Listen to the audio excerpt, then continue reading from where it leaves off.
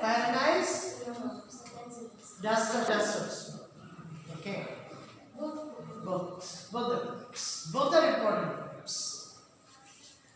Dust of snow. What do you mean by dust? You understand? You understand the meaning of dust? Okay. A kind of powdery stuff. But dust of snow. Powdered snow. Powdered snow.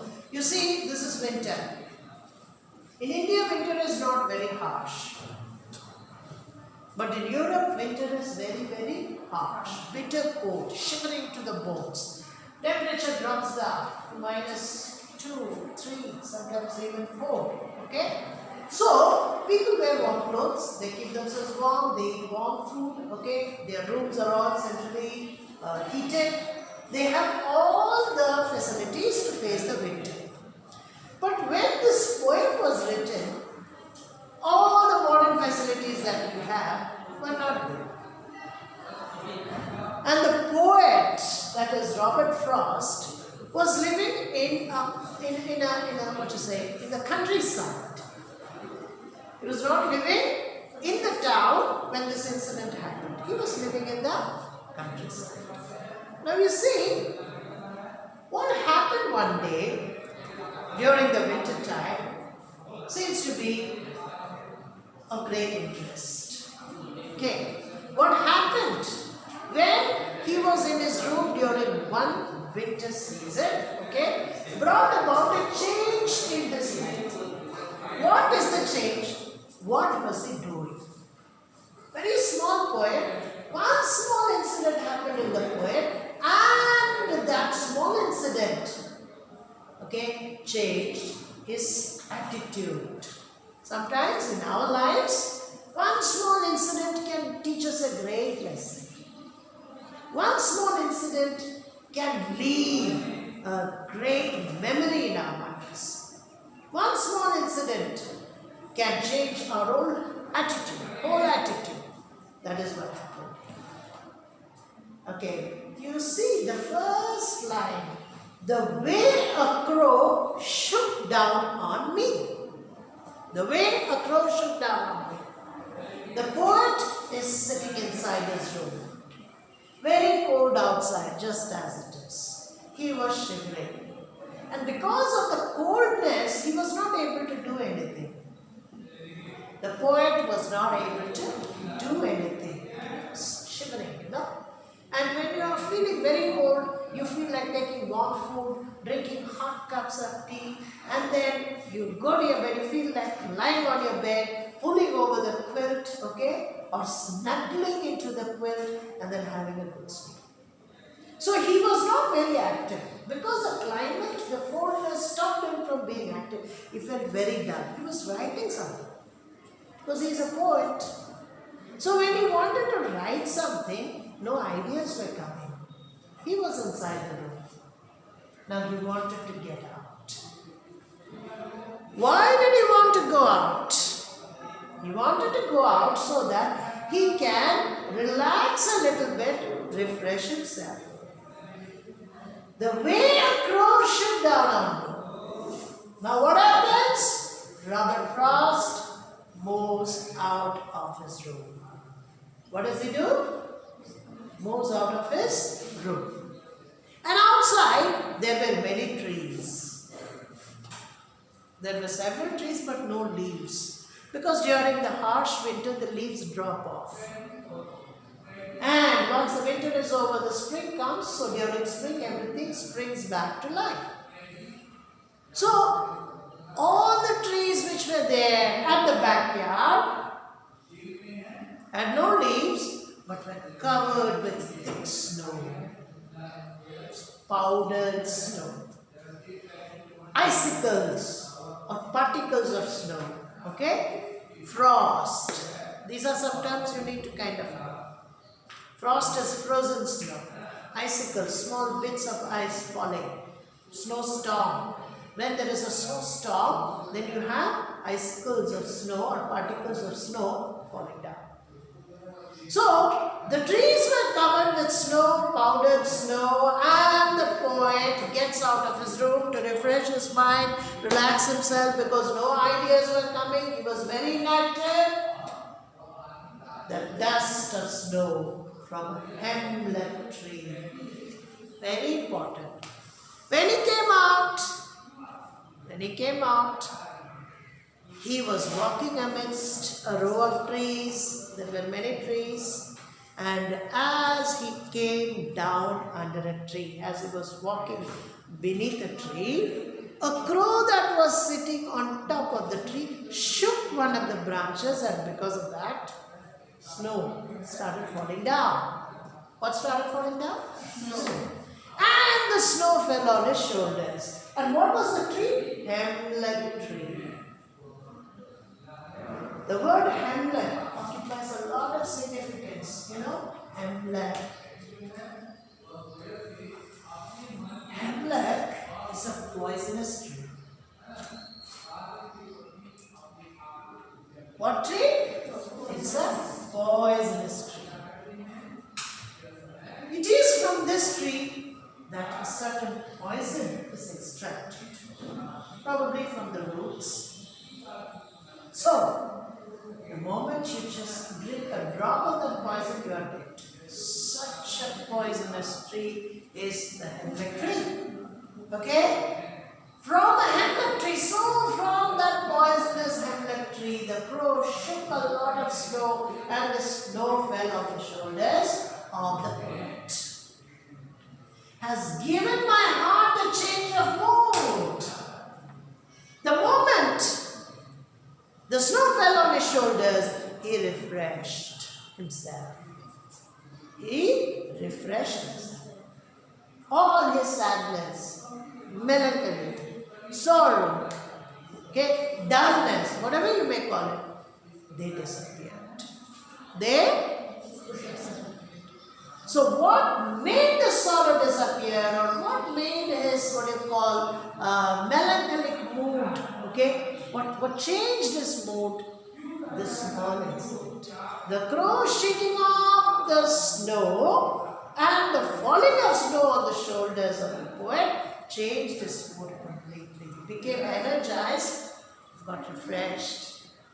All his sadness, dullness, melancholy, whatever you may call it, drowsiness, inactiveness, everything went away. So, this snow changed his mood.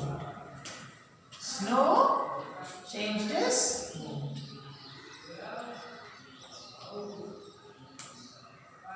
And crow and hemlock, these are two words which have a lot of importance in this point. I will talk about that just now.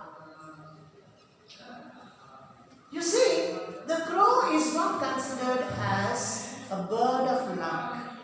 Rather, it is considered as a bird of ill luck. If you read old stories, Greek stories, and some mythologies, you will find the crows having a communion or a communication with the devil. Communication with the devil. So, whenever somebody died, the crows used to come and stay over the house, in which the person is dead. And witches and wizards, magicians, they use the feathers of raven. Raven is a kind of crow. They used, the feathers of these ravens to prepare a magical potion. If you read Shakespeare's Macbeth, you will come to understand. So in that, Shakespeare talks about magicians, witches, women who had magical powers. So they made a kind of magical potion. And how was it made? They put small frogs into a big cauldron. Then the feathers of raven, tail of a wolf, lizard, small finger of a baby, liver of a Jew, snakes, the scale of a snake, some poisonous herbs. Okay, many things got into that. Eye of a newt, a small baby lamb's eye. All these things were put and boiled. And when they were boiling, a sweet smell came and it went up to the devils who are there above. And the devils, okay, in smelling the smell of this magical potion, they came. But when the potion was boiling, they cut a monkey, a baboon, and they poured the blood of the baboon into that. With that, the potion became complete. So the devils who smelled this came down and they asked, okay, for the commands. Yes, you have called us, what should we do? Then these witches would give them instructions, commands, and the devils would go around and do whatever they were asked to. Go and kill that sailor. They would go and kill him. One man is sailing in the ship. Let the ship sink. So they'll make the ship sink. This is how the thing goes on. You can play. So, what I'm trying to tell you is, crow. Crow is considered to be a very unlucky bird. Okay? But, here, the poet gives a very important place, a significant place to the crow.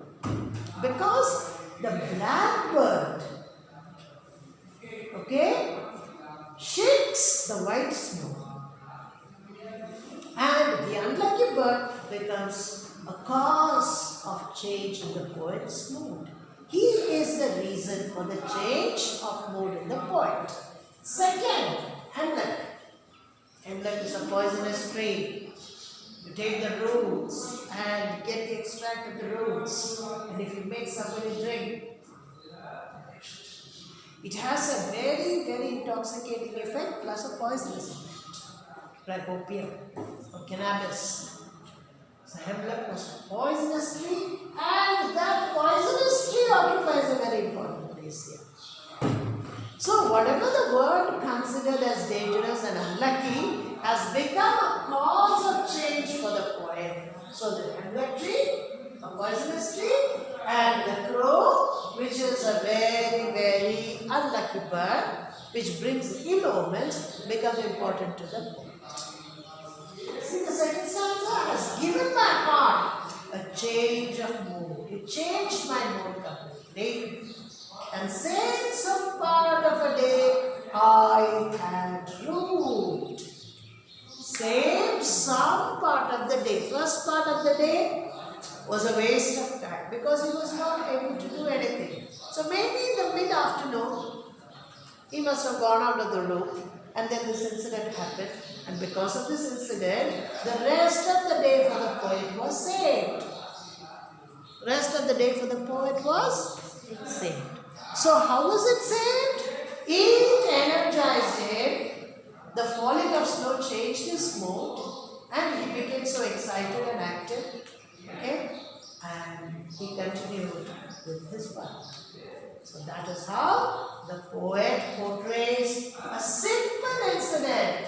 See, you see, the theme of this poem is that a small incident can change our life in a great way. A small incident can change our lives in a great way. I had already given an example of Mother Teresa. She was working for the poor children. So one day she went to a priest who was working in the Kali temple just opposite her house, a tin shed. Small children picked up from the gutters, from the dustbins, they were looked after. So mother went to this priest and asked him, please give some money so that I can feed my poor children. Did I discuss this with you? No. So she said, please, because the temple was a Kali temple and that priest was getting a lot of money. So she said, please, my children are hungry and today I have no food for them. So please give me some money so that I can feed them. And he said, you want money? Show your hand. Two. He spat on the hand. On one of the hands. This is the money that I want. Go. Then mother did not say anything. She just wiped that spit off. And she said, this is for me. Now give something for the children. This touched that man. This sentence of Mother Teresa became so upset, so broken that tears came down his eyes. Mother, I'm really sorry, forgive me for what I have said. He gave money and he became one of the volunteers to help Mother Teresa for the rest of her life. He helped Mother Teresa in the work that she was. See, one sentence changes a man's life completely. One incident changed the mood of the poet. Yes or no? Yes. Okay, you write down in your copy. Right now the poem Dust of Snow.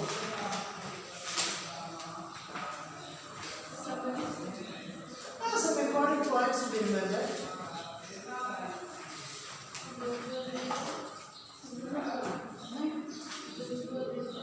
Those you have written, but you revise. This will be helpful for your revision. Number 1. What is the theme of the poem Dust of Snow?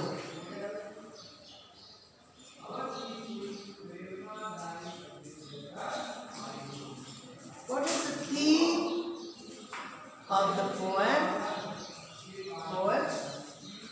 Dust of Snow?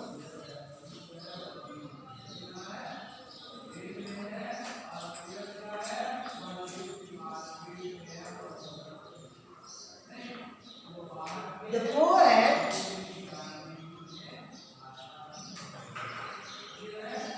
presents a moment. The poet presents a moment that seems simple,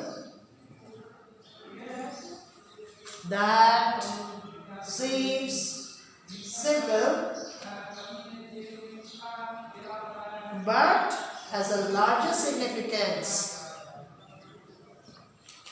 But has a larger significance.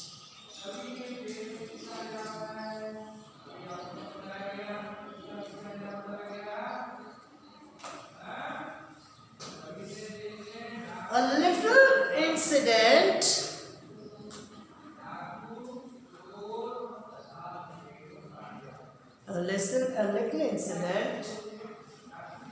can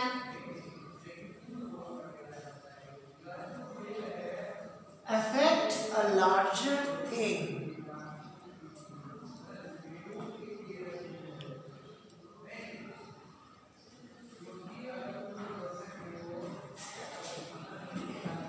The poet was upset.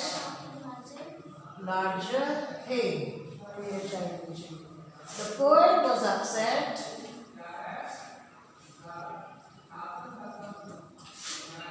because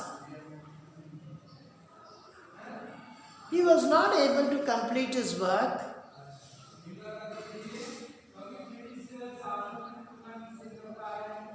He was not able to complete his work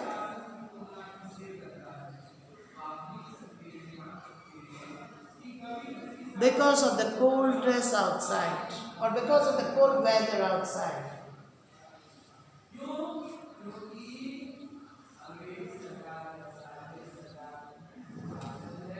But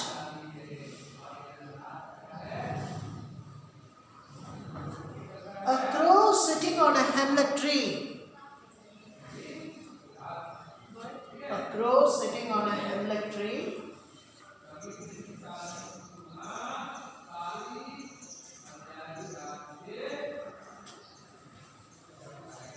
shook some snow.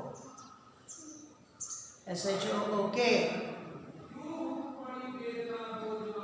Some snow that fell on the shoulders of the poet.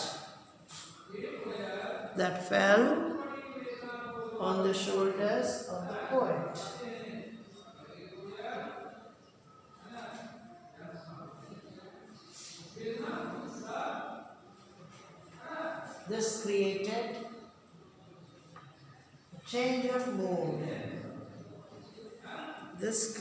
a change of mood. In the poet.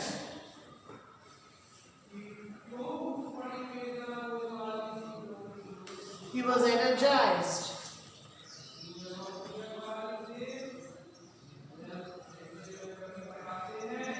He was energized and refreshed. And ENERGISED, energized and refreshed.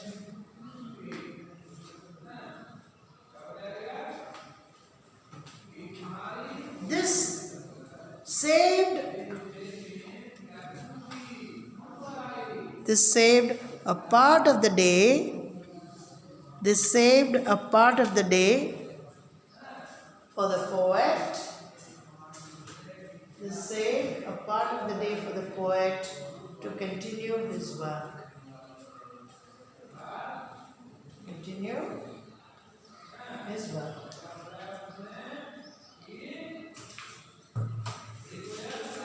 Okay?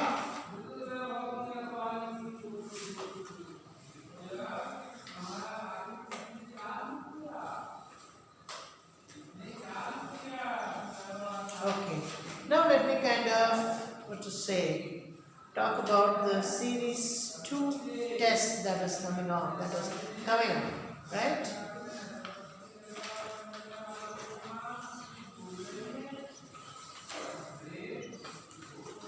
So, write down the lessons, the syllabus.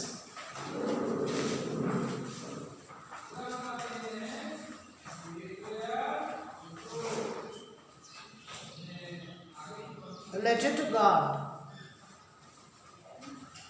A letter to God.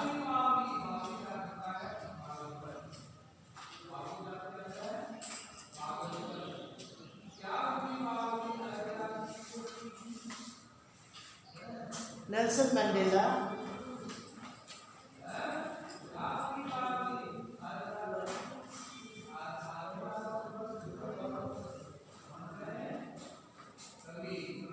A triumph of surgery.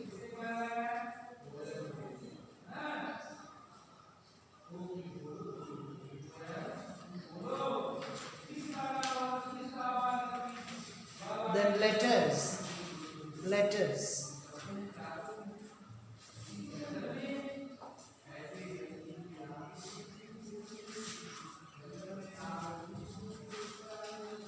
Formal letter.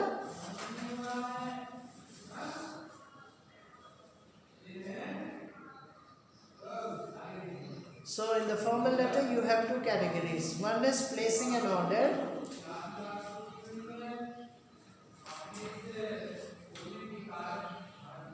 Number 2, letter to the newspaper editor. Letter to the newspaper editor, that is the second one. Formal letter placing an order. We will discuss these two letters in the next class, okay? Then you have story writing. You'll be given the first sentence and then you complete it. Or you will be given some hints and you will have to use those hints to write a story. Then of course, tenses, verbs, editing, omission, rearrangement of sentences, and that's it. Okay?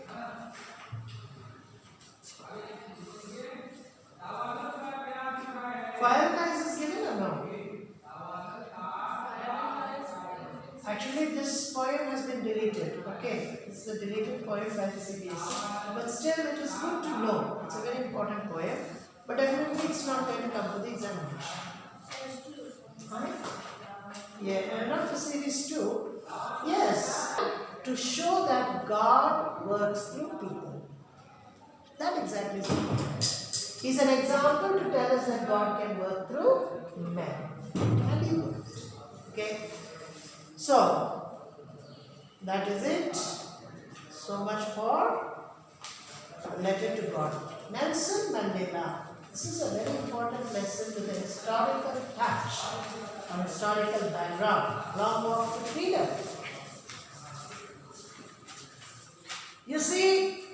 Nelson Mandela makes a statement. Freedom is not, what is that? Courage is not the absence of fear, but the strength to conquer it. That sentence. Find out that sentence. Where is that sentence?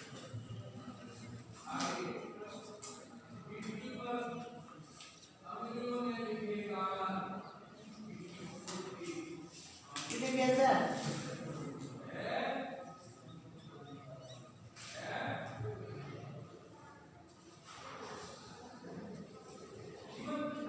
On which page do you find that? Read.